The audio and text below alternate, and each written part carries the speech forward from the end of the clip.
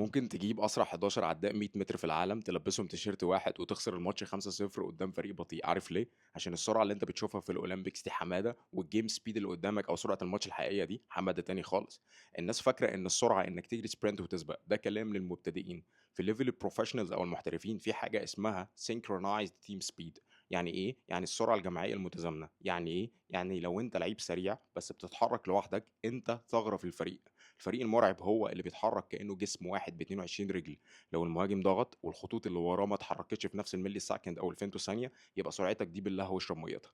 السر مش في العضلات، السر في الشيرد بيرسبشن او الادراك المشترك. الفريق الصايع لعبته بتبرمجه، بتقرا الفيجوال كيوز يعني الاشارات البصريه في الملعب مع بعض. اول لما الخصم يلمس الكوره لمسه غلط، الفريق كله بينفجر في اتجاهه في نفس اللحظه. وده اللي بنسميه تاكتيكال سينكرونايزيشن او التزامن التكتيكي.